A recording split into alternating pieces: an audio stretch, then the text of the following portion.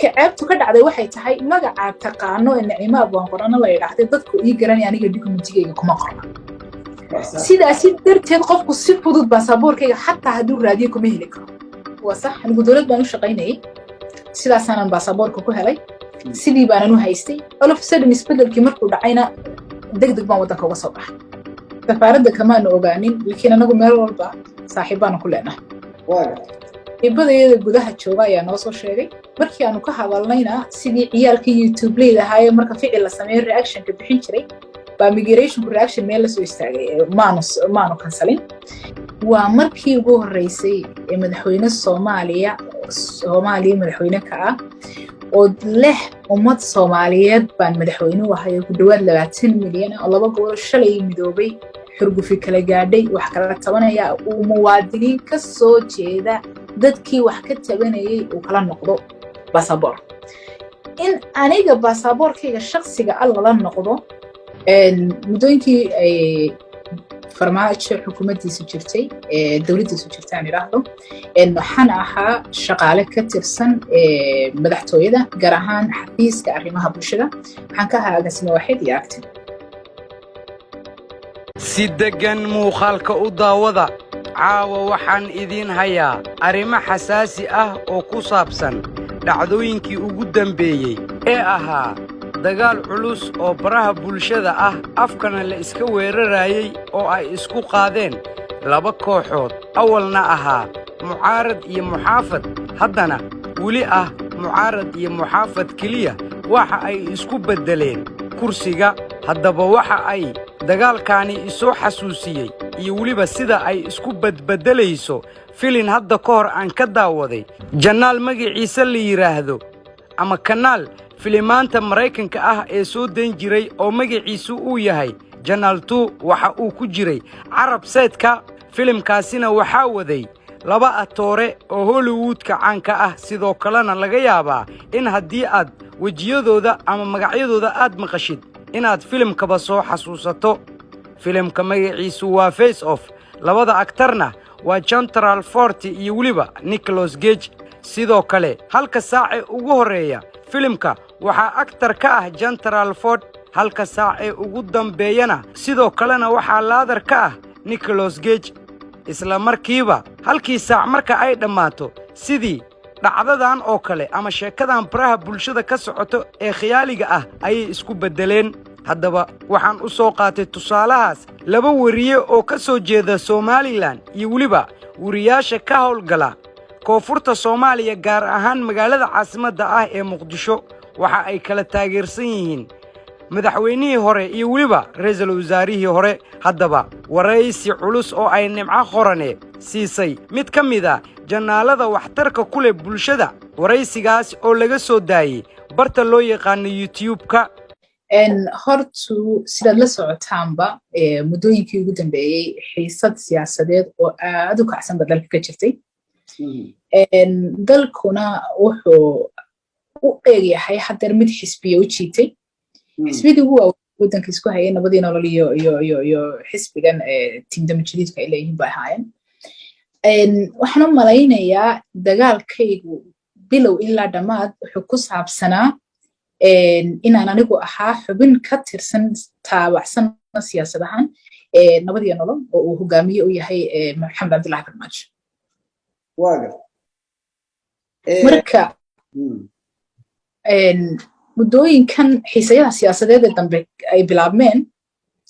qofka kula doodaya markaad istiraahdo dagaalku xaguu kaaga yimiyay sidaad ku xaqiijin kartaa qofka kula doodaya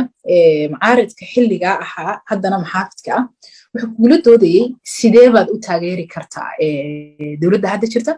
sidee baad farmaajo nooga raaci kartaa sidii farmaajo inuu yahay qof meel joogo xaafadiisa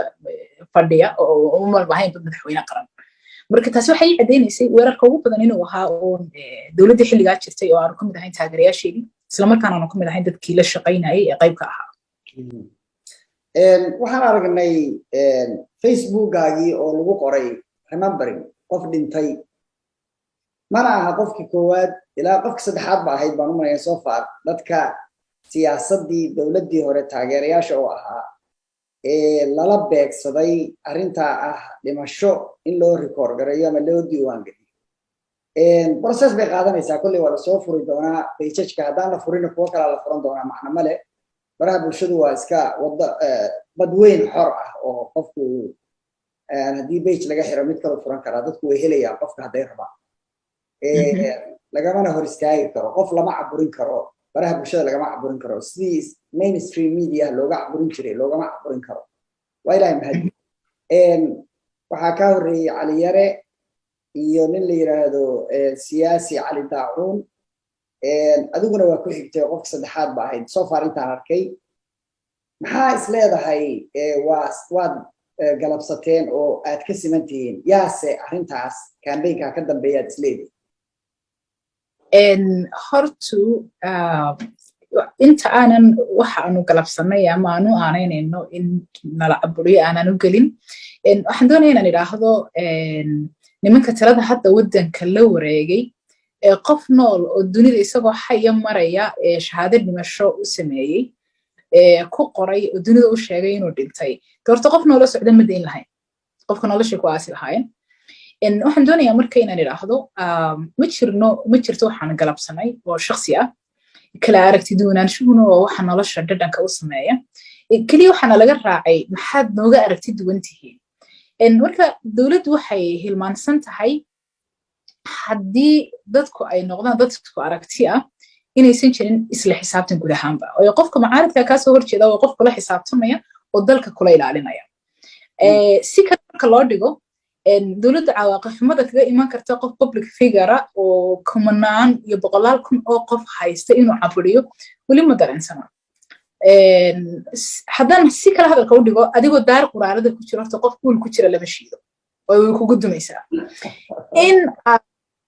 in aad caburiso qof figure oo taageerayaal leh oo aad tidhaahdo ma hadli kartid waxaad ku waayeysaa shacabkii ay ahayd inaad jacayl ka kasbato inaad u adeegto qofaan ku rabin uma adeegi kartid waayo daarta waa kugu duminaya marka taasay ilowsan tahay inahaas marsle ay ku saabsan tahay wax kalena lagu haystay oo colaado aan samaynin ma jiro dembi qaran maanu gelin hanti maanu dhicin isbaara maanu samaysanin ma jiro dembi aanu galnay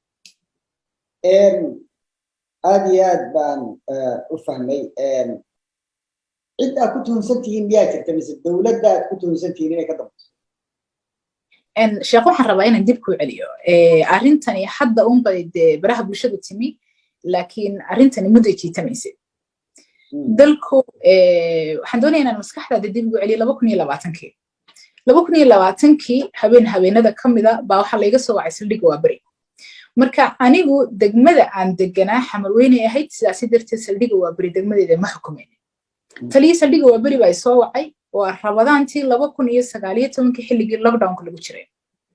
wuxuu igu yidhi waxa lagaaga baahan yahay oo taliya hebel waxa lagaaga baahan yahay saldhigga waa beri waxaan ku idhi maxay soo galay taliya wuxuu igu yidhi taleefankaaga ma sheegi karno imika inaad noo timaado ayaan rabnaa waa 9 habeenimo waxaan ku idhi taliya waxaan kala garan lahaa inay aqoon xumo ku hayso iyo inaad bareerayso anigu degmadaan deganahay ma taqaanaa wuxuu igu yidhi xamarweynaad degan tahay waxaan ku anigu xamarweyne degan sidee baa guddoomiyaha saldhigga waa beri aniga ii soo wacan karaa degmadaydu waxay leedahay saldhiggaygu wuxuu leeyahay guddoomiye iyaga ayaa xaq u leh haddii cidi wax ka tabanaysa inay iga soo wacdo waad khaldan tahay waa guddoomiye teleefonka isla habeenkaa goor aan ku qiyaasay kowdii iyo barhkii habeenimo gurigayga saadiqjon wuxuu usoo diray ciidamo saadiqjon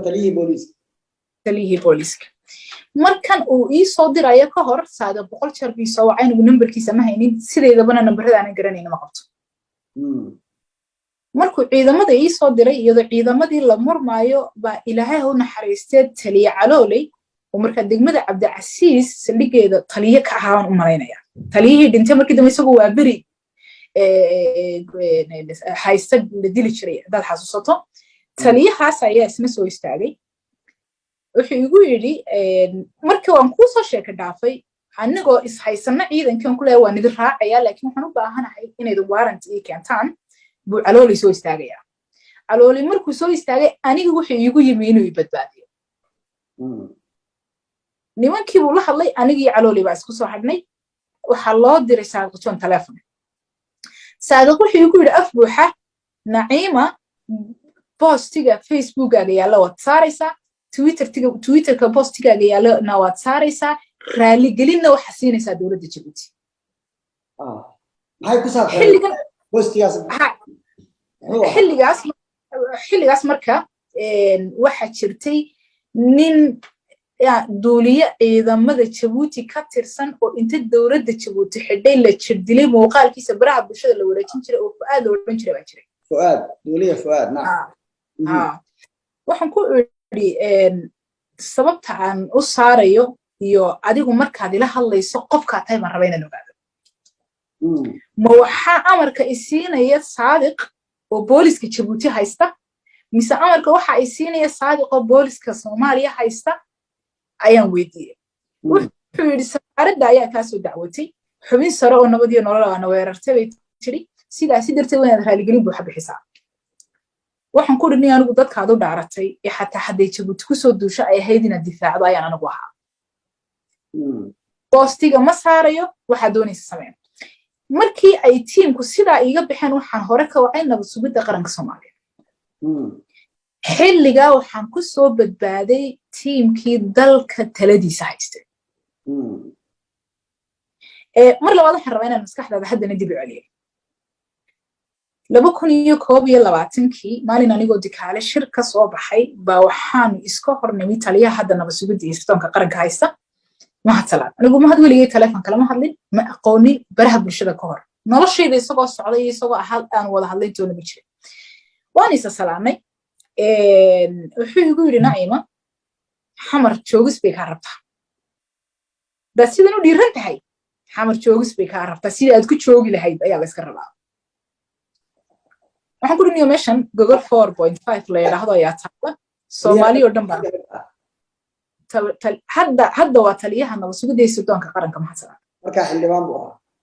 marka xildhibaan qaran buu ahaa waxaan ku yiri bartanin wada joogno waa Muqdisho sida adigu gurceel watimid ban Hargeysa uga yimi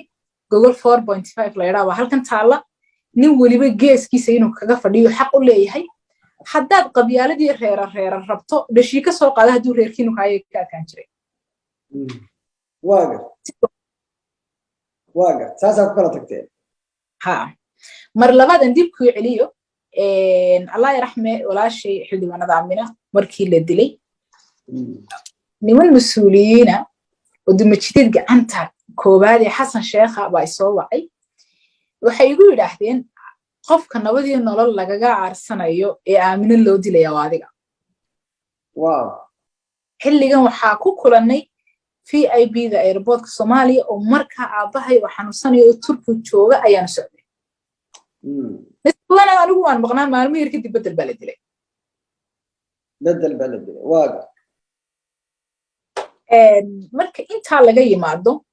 hanjabaadaha kale ee gudaha nagaga imanayay ee taliyeeyaa dadkaas ma sheegi kartaa magacyadooda mise adii loo baahdo gadaal baan ka sheegaya waa dad madax ah oo madaxweynaha hadda qaarkood hadda taliyeyaal yihiin qaarkood uun gacan midig oo Xasan Sheekh ay yihiin marka handadaad iyo dhaar joogto ah baa meesha ka jirta haddii caqliga saliimka ah dee aynu ku fiirinana qof mas-uulkii qarankiisu maanta dhan leeyahay halkaad geli lahayd baa lagaa rabaa sabab u joogi karaa ma jirto anigu waxaan ka mid ahay dhalinyarada Soomaaliya ku dhashay ku koray wax ku soo bartay iyagoo arkaya boqolaal fursadood oo ay wadanka kaga bixi karayaan aan jeclayn inay wadankooda ka baxaan bas jecel inay joogaan ma jirin sabab kale oo aan wadankayga uga soo carari lahaa waayo Muqdisho xilli ay hadda ka xuntay baan joogay 2016 kana Muqdisho sabab kale oo uga carari karaa ma jirto damajidii tiimka wadanka qabsaday baan wadankayga uga soo cararay waxaa jirta oo isoo gaaray masawir baasaboorkaaga iyo baasaboorka ninka la yiraahdo Cabdirasaaq Terra waa la weydiiyey meelahaas ka hadlay dhowr jeer aan arkay iyadoo waxaan arkay meel lagu wareystay nin dhalinyaro ah wareystay baan arkay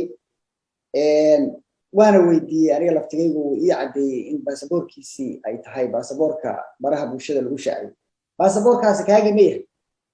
oo baasaboorkayga waa gatay yaa hayay masawirkiisa oo shaacin kara anigu sidaydaba waxaan ku jiraa dadka aadka u ilaaliya dokumentiyadooda shakhsiga ah iyo noloshooda guud ahaan ay tahay mid iyaga ku kooban banaanka laga ogaan karin wax waliba hadday dhacaan oo xataa loo baahdo inaan magacayga iyo baasaboor nambarkayga dirmoona weligay baasaboorkayga facebookiisa cid uma dirin maalin ka hor markii facebookayga la xidhaayay reportka gudihiisa saaxiibaan ku leeyahay baa soo wacay waxay ii sheegeen in safarkaygii ugu dambeeyay daatadeedii laga baadhay reportka gudihiisa baasaboorkayga loo helo marka halka ceebtu ka dhacday waxay tahay magaca taqaano ee Naciima Abwaan Qorana la yiraahdo dadku ii garanay aniga dokumentigayga kuma qorna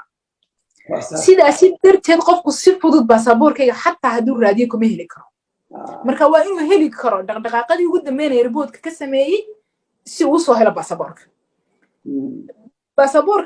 magacay ugu qoran markii la soo helay immigration ka la tagay wala soo daabacday dokumentigayga shakhsiga haba Facebook lagu baahay يا باهنية أو صاري. أنا حدا حلقة ضدكي باري التيم نمسوده كترسم بيحاين وقت حاضر ما نسلي هاي إنت حدنا مركانا بعدي حدنا يربط كسوق عدي واقعية حدنا إسلي يجون ببرها بالشبكة ويقف كباري سببه بعدي باتشتي. مركانا فكان baasaboorka waxa ku qoran inaad ku qaadatay service inaad ka tirsan tahay bulshada rayidka ah ee dawladda u shaqaalaha rayidka ah ee dawladda masaxba waa sax anigu dawlad baan u shaqaynay sidaas aanan baasaboorka ku helay sidii baan u haystay all of a sudden isbedelkii markuu dhacayna degdeg baan wadanka uga soo baxay baqdintaa darteed haddii aad tagtay turkiga haddana ay arrintaasi dhacday maxaa ku xiga igu cali maxaa tala ah hadda qorshuhu muxuu yahay maadaama baasaboorkii qofka horta Soomaaliga ahi jinsiyadiisa iyo baasaboorkiisa waxa difaacaya qodob dastuuriya in la shaaciyay waa aragnay laakiin in systemka laga saaray oo la kansalay ma ogaateen safaaradda ma ku ogaan kartaa ma soo ogaateen safaaradda kama ogaanin laakiin anagu meel walba saaxiibana ku leenahay waaga ibadayada gudaha jooga ayaa noo soo sheegay markii aanu ka hadalnayna sidii ciyaalka YouTube leedahay marka ficil la sameeyo reaction ka bixin jiray ba migration reaction meel la soo istaagay maanu kansalin waxaan u arkaa inay tahay talaabooyin fulinimo ah haddii anaga dambina loo haysto oo la dacweyn karaa wadankayga waa tagi karnaa cidiina dacweynaysa waa iska difaaci karnaa haddii la leeyahay baasaboorku waa shaqaale maadaama idaan shaqaale ahayn waa idinkala noqonaynaa sharci loo maraa jirta sharciga hala raaco ma garan karayo dee waxaan u arkaa un ficilo dadaan nolosha faham badan ka haysan ku dhaqaaqayna inay tahay arrintan